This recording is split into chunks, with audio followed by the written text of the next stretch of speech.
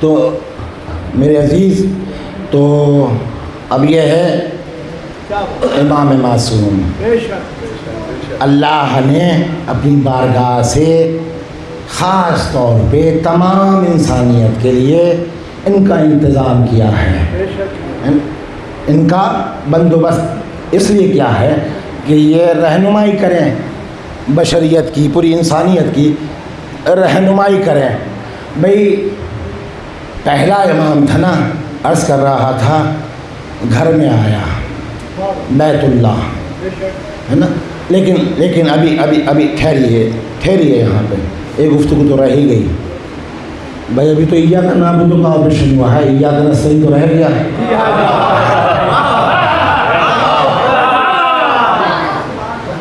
اچھا، اب یہ حیثیت ہے ایاک نعبد کی، ٹھیک ہے۔ اب بچا و ایاک نستعین، تیری ہی مدد طلب کرتے ہیں۔ یہ بڑا شور مچتا ہے اور زور مچتا ہے، ہاں اسی کی تکلیف ہوتی ہے کہ بہرحال درد کی دوا دے رہے ہیں، ابھی دے رہے ہیں، انجیکشن منگوایا ہے۔ صلوات پڑھیے نا باواز بلند ذرا۔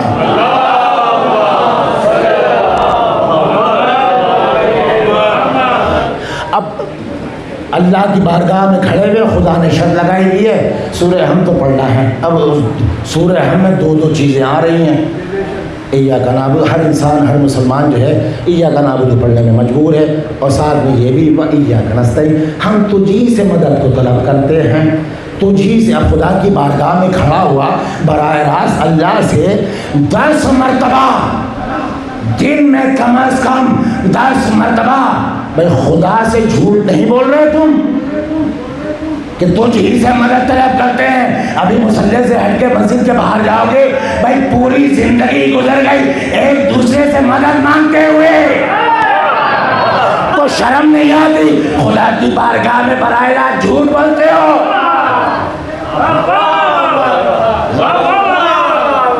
براہ راست تو اب تو جھوٹ تو ہے، جھوٹ ہے، اب پوری زندگی گزر رہی ہے ہر انسان کی، ہر مسلمان کی، مدد لے رہا ہے نا، مدد دے بھی رہا ہے، مدد لے بھی رہا ہے، مدد کر بھی رہا ہے، سب کچھ کر رہا ہے، اور کھڑا ہوتا ہے تو کہتا ہے گا ایاک نستعین، تجھ ہی سے مدد کو طلب کرتے ہیں۔ یہ تجھ ہی سے گڑبڑ مچا دی جو کم فہم لوگ تھے۔ بھئی یہ بیماری کون دیتا ہے؟ کہنے لگے بیماری اللہ دیتا ہے۔ اچھا تو شفا کون دیتا ہے؟ کہا شفا بھی اللہ دیتا ہے۔ اچھا بیماری بھی اللہ دیتا ہے، شفا بھی اللہ دیتا ہے، تو جب بیماری اللہ دیتا ہے تو شفا بھی وہی دے رہا ہے؟ کہا ہاں، اور کہہ بھی رہے ہو کہ تجھی سے مدد مانگتے ہیں، تو تجھی سے مدد کو طلب کرتے ہیں۔ تو جب بیمار ہو تو پھر ایسا کرو کہ مصلی میں مسجد میں جا کے بیٹھ جاؤ اور اللہ سے کہو کہ معبود مجھے شفا دے دے، شفا دے دے، شفا دے دے۔ کیا کہہ رہا ہوں؟ کیا کہہ رہا ہوں میں؟ توجہ رکھیے گا ذرا، صلوات پڑھیے نا باواز بلند۔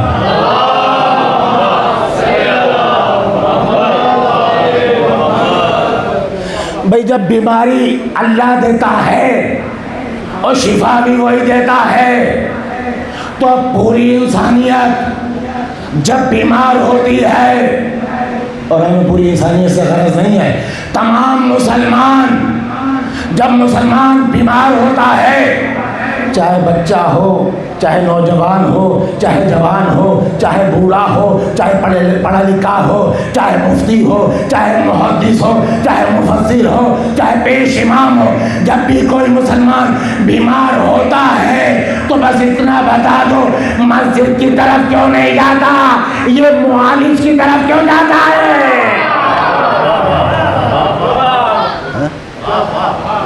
بھائی اللہ نے بیماری دی ہے نا تو اللہ شفا بھی دے گا۔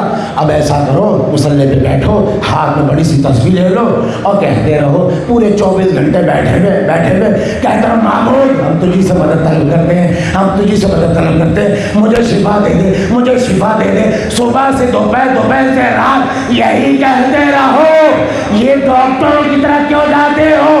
کیا یہ شرک نہیں ہے؟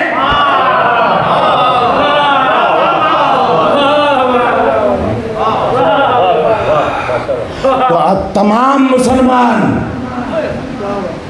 مسلمان چھوٹا ہو بڑا، پڑھا لکھا ہو جاہل ہو عالم ہو کوئی ہو، اب جب بیمار ہوتا ہے تو مسلح نہیں بیٹھتا کہ معبود مجھے شفا دے دے شفا دے دے شفا دے دے، بلکہ ڈاکٹر کی طرف رجوع کرتا ہے۔ ہم نے کہا یہ شرک نہیں ہے، توجہ، یہ شرک نہیں ہے۔ اس نے کہا آپ بات کو سمجھ ہی نہ سکے۔ ہم نے تو کہا کہ پھر آپ سمجھا دیجئے، کہنے لگے بات یہ ہے کہ بیماری بھی وہی دیتا ہے، شفا بھی وہی دیتا ہے، بات کل یہ ہے، بات اتنی ہے، بات یہ ہے کہ بیماری اللہ دیتا ہے، شفا و صحت اللہ دیتا ہے، لیکن اللہ نے جتنی بھی بیماریاں بھیجی ہے ان تمام کی صحت اور شفا اس کے ہاتھ پر رکھی ہے۔ تو میرے عزیز بس ہمارا بھی یہی جواب سمجھ لینا کہ جتنی بھی مشکلیں ہیں وہ اللہ ہی دیتا ہے، آتی ادھر ہی سے ہے، لیکن تمام مشکلات کا حل اللہ نے علی کے ہاتھ پر رکھا ہے۔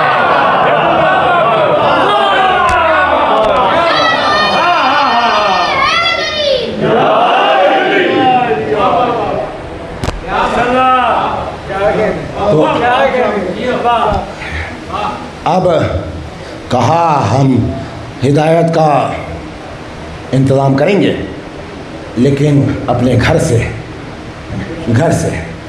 اب اللہ کا گھر ہے نا، اور سورہ طٰہٰ ہے، دیکھیے سورہ طٰہٰ 20واں سورہ ہے اور اس کی آیت ہے 26 اور 27۔ ان دو آیتوں میں اللہ اپنے نبی کو حکم دیتا ہے، نبی کون؟ ابراہیم، طہر بیتی للطائفین والقائمین والرکع السجود، اے ابراہیم طہر بیتی، ابراہیم میرے بیت کو پاک کرو، صاف رکھو۔ کیا کہہ رہا ہوں؟ کس کو؟ بیتی، میرے بیت کو پاک رکھو، کس کے لیے؟ للطائفین، طواف کرنے والوں کے لیے، والقائمین، قیام کرنے والوں کے لیے، والرکع السجود، رکوع کرنے والوں کے لیے اور سجود کرنے والوں کے لیے میرے بیت کو پاک رکھو۔ یہ 26ویں آیت ہے، اور 27ویں آیت وَأَذِّن فِي النَّاسِ بِالْحَجِّ یَأْتُوکَ رِجَالًا۔ بھائی توجہ رکھنا، اگر توجہات منظور ہے تو بآواز بلند صلوات پڑھیے گا۔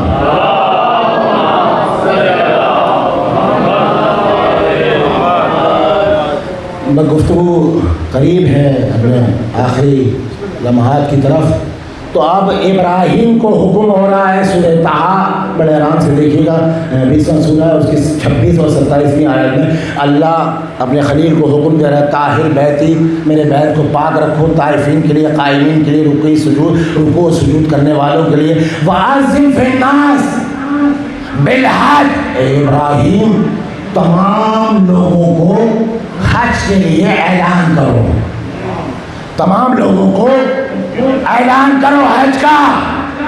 ہم بتاتے ہیں یاتوک رجالا، جب میں غفیر مردوں کا تمہارے پاس آ جائے گا،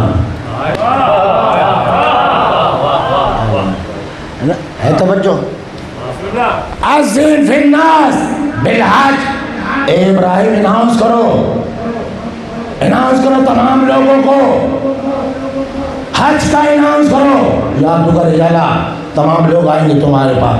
اب ابراہیم خلیل الرحمن انہوں نے، اب وہ بیت تعمیر کر رہے تھے نا، وَإِذْ يَرْفَعُ إِبْرَاهِيمُ الْقَوَاعِدَ مِنَ الْبَيْتِ وَإِسْمَاعِيلُ رَبَّنَا تَقَبَّلْ مِنَّا إِنَّكَ أَنْتَ السَّمِيعُ الْعَلِيمُ، کلاس کر رہا تھا، اب بیت تعمیر کر رہے تھے۔ ایک مرتبہ اب ابراہیم کو بیت سے حکم ہوا، بیت کو پاک کرو، صاف رکھو، اور اعلان کر دو تمام انسانوں میں، ٹھیک ہے؟ اب ابراہیم نے اعلان کر دیا، ابراہیم کی آواز عالم ارواح میں جتنی ارواح تھی ہر ایک کے کانوں تک پہنچی۔ کیا کہہ رہا ہوں، بہت توجہ رکھیے گا۔ ابراہیم نے اناؤنس کر دیا خدا کا خلیل ہے، اناؤنس کر دیا، اعلان کر دیا، اب عالم ارواح میں جتنے بھی ارواح تھیں ابراہیم کی یہ آواز ارواح میں ہر شخص تک پہنچی۔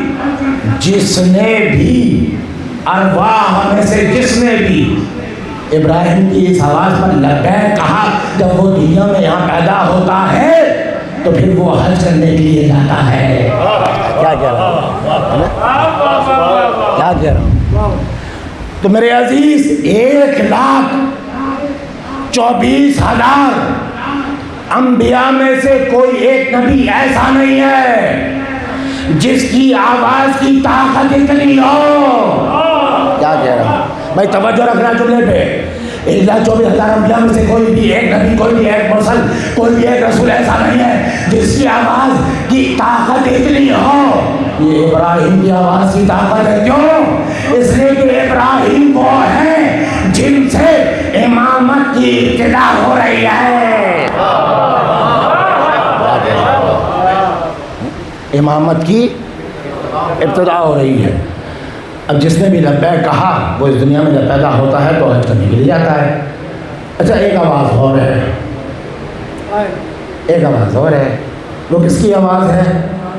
وہ کربلا میں امام حسین کی آواز ہے۔ حل من ناصر ینصرنا۔ کیا کہہ رہا ہوں ہے توجہ؟ حسین کے چاہنے والے بیٹھے بھی جملہ پڑھنے میں جا رہا ہوں گا۔ کربلا میں حسین کی آواز، یہ آواز عالم ارواح تک گئی، دنیا میں ارحاموں تک گئی، دنیا میں پشتوں تک و اسلاموں تک گئی، ارواح تک گئی۔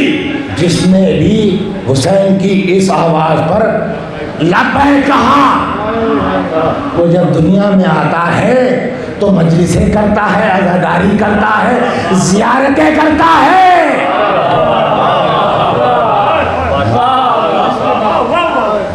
زیارتیں کرتا ہے، زیارتیں کرتا ہے۔ تو اب دو آوازیں ہیں نا، ایک ابراہیم کی آواز ہے اور ایک حسین کی آواز ہے نا، ایک حسین کی آواز ہے۔ بھائی ابراہیم کی آواز پہ لبیک کہنے کے لیے شرط لگائی ہے کہ استطاعت بھی رکھتا ہو۔ کیا کہہ رہا ہے؟ شرط لگی بھی ہے ابراہیم کی آواز پہ لبیک کہنے کے لیے کہ مستطیع ہو، استطاعت رکھتے ہو۔ حسین کی آواز پر لبیک کہنے کے لیے کوئی شرط نہیں ہے۔ کیا کہہ رہا ہے؟ ابراہیم کی آواز پر لبیک کہنے کے لیے عمر کی قید لگی ہوئی ہے کہ جب بالغ ہو جاؤ۔ حسین کی آواز پر لبیک کہنے کے لیے عمر کی قید نہیں ہے۔ بھائی 80 سال کا اگر حبیب بوڑھا ہو تو حسین کی آواز پر لبیک کہنا اس پر واجب ہے، اور اگر 6 مہینے کا بچہ جھولے میں ہو تو اس 6 مہینے کے بچے پر بھی حسین کی آواز پر لبیک کہنا واجب ہے۔ آپ کہیں گے اس کی مثال ہمارے اپنے گھروں میں کوئی ملتی ہے؟ میں کہوں گا ہاں ملتی ہے۔ ایک 2 سال کا 3 سال کا بچہ ایک مرتبہ یا حسین کہہ کر سینے پر مارتا ہے، کیا اسے کسی نے یہ ماتم کرنا سکھایا ہے؟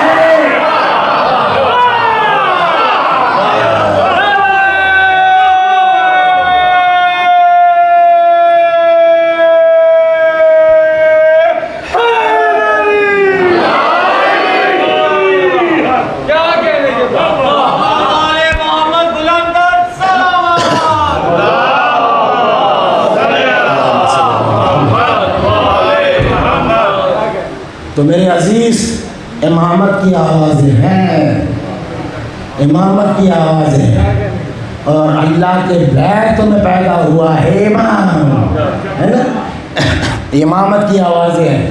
وہی وہ بیت المقدس ہے، بیت المقدس ہے۔ کیوں بیت کہا؟ بھائی سنیے تمام توجہات کے ساتھ۔ باتا یبیتو بیتن، بیت کہتے کسے ہیں؟ جہاں رات کو سویا جائے، جہاں آرام کیا جائے، جہاں سکون لیا جائے۔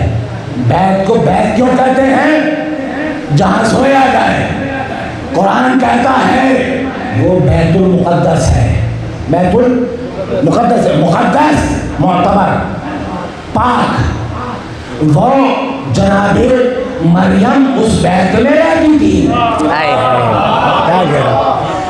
بیت میں رہتی تھی، لہذا کہا بیت المقدس، پاک بی بی کے رہنے کی جگہ۔ اب وہ جو مکے میں ہے نا بیت اللہ کا،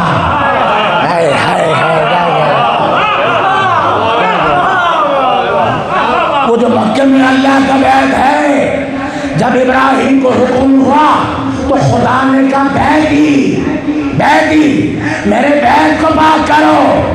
بھائی ادھر سے لے کر آج تک کیا اللہ رات کو سونے کے لیے آیا ہے؟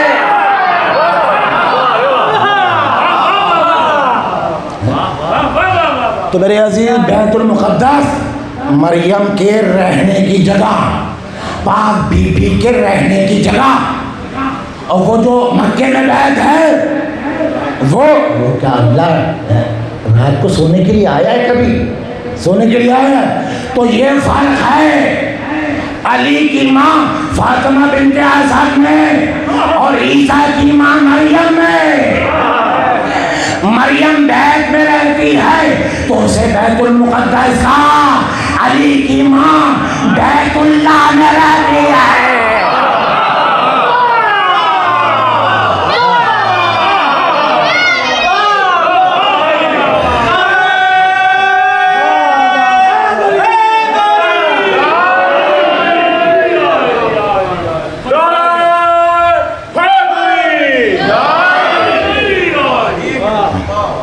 تو اب گفتگو تمام کر رہا ہوں ان جملوں پر، لیکن ہاں کہتے ہیں کہ بھائی یہ علی کا ذکر کرتے کرتے تھکتے نہیں ہو؟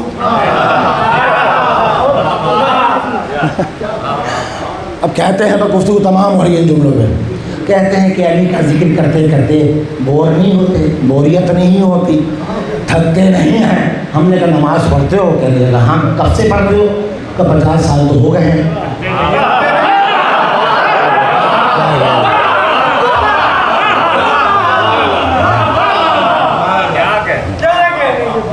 گفتگو تمام ہو رہی ہے جملوں پر۔ ہم نے کہا اتنا بتاؤ نماز پڑھتے ہو؟ کہاں نماز تو پڑھتے ہیں۔ کہا کتنے سال ہوئے؟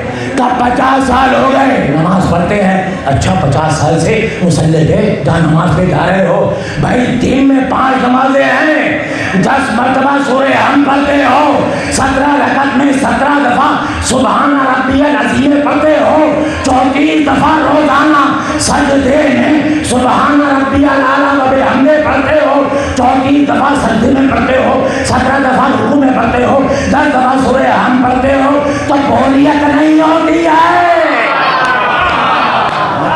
بوریت نہیں ہوتی؟ 50 سال سے پڑھ رہے ہو، بور نہیں ہوتے، تھکتے نہیں ہو؟ کہنے لگے آپ سمجھے ہی نہیں۔ ہم نے کہا سمجھاؤ۔ کہنے لگے بات یہ ہے، یہ نماز جو ہے یہ عبادت ہے، اور عبادت میں تھکن نہیں ہوتی۔ ہم نے کہا ارے علی کا ذکر بھی عبادت ہے۔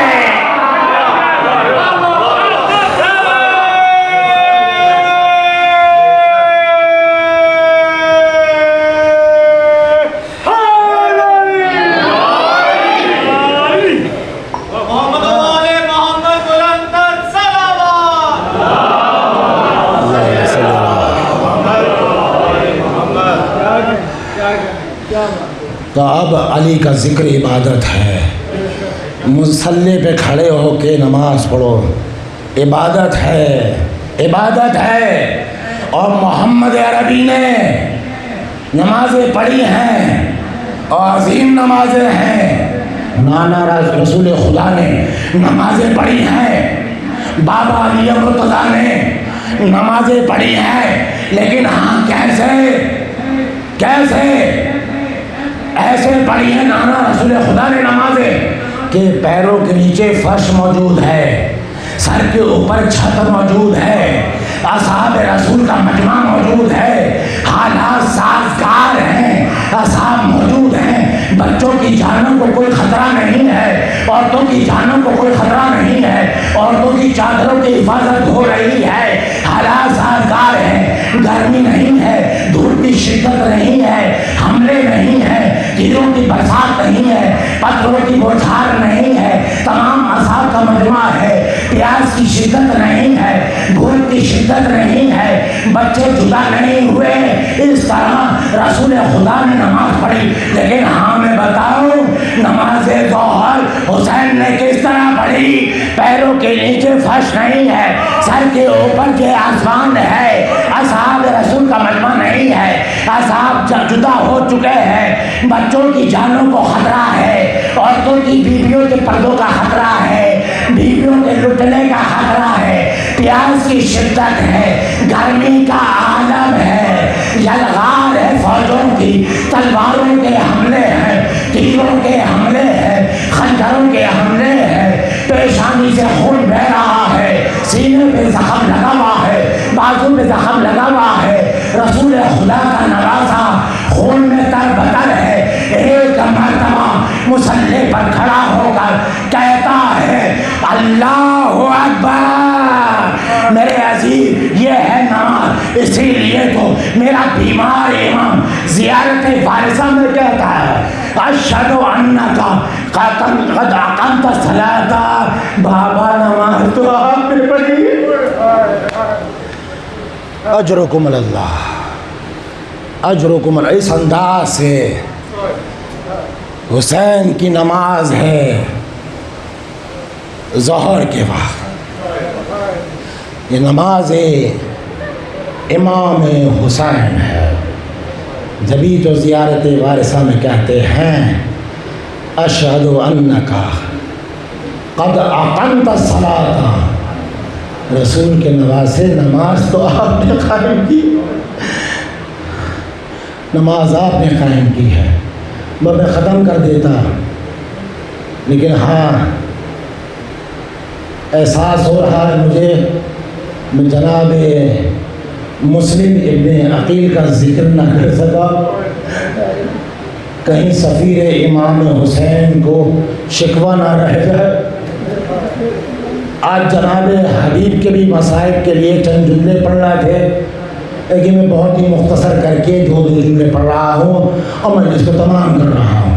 مسلم ابن عقیل سفیر امام حسین کوفے میں، فقط ایک دو جملے، کوفے میں جب مسلم نے مغرب کی نماز شروع کی ہے تو لوگوں کا مجمع تھا، اور جب نماز ختم کی ہے تو ہر سور سناٹا تھا، اب مسلم کے پیچھے کوئی نہیں ہے، اجنبی ہے، مسافر ہے، تنہا ہے، رات کا وقت ہے، دشمن ڈھونڈتا پھر رہا ہے۔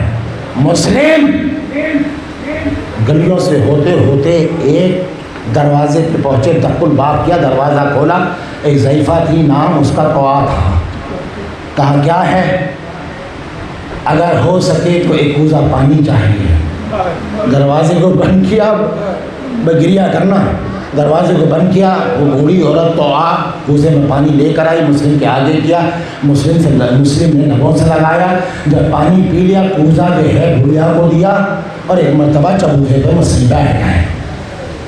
وہ کہتی یہ شخص مجھے شاید خبر نہیں ہے، شہر کے حالات ناسازگار ہیں، اپنے گھر کو لوٹ جا، اپنے گھر کو لوٹ جا۔ جیسی گھر کا لفظ سنا نا مسلم کو رونا آ گیا، کہا میرا کوئی گھر نہیں ہے، مسافر ہوں۔ بڑھیا نے کہا مسافر کہاں کا رہنے والا ہے؟ کہا مدینے کا رہنے والا ہے۔ جیسی مدینے کا نام تو آپ نے سنا گھبرا گئی، ایک مرتبہ پوچھتی ہے مدینے کا رہنے والا ہے تو یہ بتا کہ کس محلے سے تعلق ہے؟ کہا محل ہے بنی ہاشم سے تعلق ہے۔ تو آپ گھبرا کے پوچھتی ہے اے شخص ذرا نام بتا۔ مسلم نے کہا انا مسلم ابن عقیل۔ اجرکم اللہ۔ جلدی سے تو نے مسلم کو گھر کے اندر کیا۔ بیٹے کے ذریعے عبید اللہ بن زیاد کو خبر ملی 1000 کا لشکر آیا، میں مختصر کر رہا ہوں. 1000 کا لشکر آیا, گڑھا کھودا گیا, حسین کا شہر گڑھے میں گرا. آپ منظر یہ تھا, کوئی تو مسلم کے بالوں کو پکڑ کر کھینچ رہا, کوئی بازو کو پکڑ کر کھینچ رہا تھا. دارالامارہ میں اس انداز میں مسلم پہنچے. ابن زیاد کا حکم ہے اسی وقت کو قتل کر دیا جائے. چھت پر پہنچے, جلاد نے تلوار اٹھائی, سارے مسلم نیچے ہے, جلاد کی تلوار اوپر ہے. ایک مرتبہ جلاد کی تلوار کے نیچے مسلم نے آواز دی, السلام علیکہ یا ابا عبداللہ. جب حسین کو یہ آواز دی ہے نا مسلم نے, تو حسین ایک منزل پر بیٹھے ہوئے تھے اور جناب زینب سے محض گفتگو تھے, بہن اور بھائی میں گفتگو ہو رہی ہے. ایک مرتبہ اپنی جگہ سے حسین اٹھے, کوفے کی طرف رخ کیا, کہنے لگے وعلیکم السلام. زینب نے پوچھا بھیا یہ کس کے سلام کا جواب دیا ہے؟ تو حسین روتے ہوئے کہنے لگے ارے میری بہن جلاد کی تلوار کے نیچے سے مسلم نے مجھے سلام کیا. اجرکم اللہ, اجرکم اللہ. بس 2 جملے کے لیے جناب حبیب ابن مظاہر کا ذکر ہوگا. اچھا تو اب ہر طرف سے مدد آ رہی ہے کربلا میں, ہر طرف سے مدد آ رہی ہے. جیسے ہی گھوڑے میدان کربلا میں داخل ہوتے, شہزادی زینب جناب فضہ سے کہتی دیکھو شاید میرے بھائی حسین کی مدد پہنچ. شہزادی زینب بھیجتی فضہ کو, جب بھی بھیجا نا اور جب واپس آئی ہے فضہ تو یہی کہتی بھی آئیں لشکر یزید مزید آ گیا. دعا کر رہی ہیں شہزادی معبود بار الہ میرے بھائی کی بھی مدد کو کوئی پہنچے, میرے بھائی کو بھی مدد کی پہنچے. بس آخری جملے ہیں. آپ بہن زینب کا اصرار تھا, وہ بچپن کا ساتھی ہے نا حبیب ابن مظاہر, اس کو خط لکھیے. امام حسین نے حبیب کو خط لکھا, من الحسین ابن علی الی الرجل الفقی حبیب ابن مظاہر اسدی. حسین کا خط حبیب کے نام. خط گیا اور جانے سے پہلے یہ فرمائش اور کر دی جناب زینب, بھیا حسین آپ نے خط لکھ دیا, ایک جملہ میں ادھر سے بھی لکھ دی. کہا بہن بولو کیا جملہ لکھا ہے؟ کہا لکھیے بہن زینب کی طرف سے, اے حبیب اگر آنا ہے تو جلدی آ جا, کہیں ایسا نہ ہو خاتمہ کعبہ کربلا کی زمین پر. ارباب اذان 9 محرم کی صبح تھی. حسین اپنے صحابیوں کو ہتھیار دے رہے تھے, یہ تم لوگ. جب ہتھیار دے چکے نا, ایک تلوار بچی, اسے حسین نے پہلو پہ رکھا. کسی نے کہا مولا اس تلوار کو بھی دے دیے. کہا نہیں, اس کا اٹھانے والا آنے والا ہے. بس ارباب اذان جملہ آخری جملے ہیں, اس کا اٹھانے والا آنے والا ہے. کچھ دیر نہ گزری تھی کہ کربلا کی خاک کھلنے لگی. جب خاک کربلا اڑی تو حسین نے کہا بیٹا علی اکبر, بیٹا قاسم, جاؤ چچا حبیب کا استقبال کرو. اب کیا ہے منظر, یہ منظر سن لیجیے. ایک مرتبہ علی اکبر آگے بڑھے, پیچھے پیچھے قاسم ہے اور پیچھے پیچھے عباس ہے اور سب سے پیچھے حسین چلے. جب حبیب قریب پہنچے تو دیکھا امام آ رہے ہیں, جلدی سے گھوڑے سے گرایا, دوڑتا ہوا آیا, قدموں پہ سر کو رکھا اور کہنے لگا حبیب ارے مولا یہ وقت آ گیا ہے. اجرکم اللہ, اجرکم اللہ. اب مبارکباد دی جا رہی ہے, اصحاب حسین ہیں ایک دوسرے کو مبارکباد دے رہے ہیں. خیمے میں بس آخری جملہ, زینب کے کانوں میں مبارکباد کی آوازیں آ رہی ہیں. کہا فضہ دیکھ یہ مبارکبادیں کیسی ہیں. واپس آئی کہا آپ کو مبارک ہو شہزادی، وہ بچپن کا ساتھی حبیب ابن مزاحمہ حبیب آیا ہے۔ جیسے زینب نے یہ سنا اللہ کی بارگاہ میں شکر ادا کیا، کہا آن اور محمد ایک داہنے حبیب کے کھڑا ہو جائے، ایک باہنے کھڑا ہو جائے، اور اے فضا جا اور کہنا علی اور فاطمہ کی بیٹی زینب تجھے سلام کہتی ہے۔ جب فضا نے زینب کا سلام پہنچایا، حبیب نے امامے کو اتار کر پھینکا، خاکے کربلا کو اٹھایا، منہ پر ملا، ہاتھوں کو بلند کیا، پروردگار یہ وقت آ گیا، نبی آ گیا، غلام کو سزا اللہ لعنت اللہ علی الذین ظلموا ای منقلب ینقلب المعتم حسین۔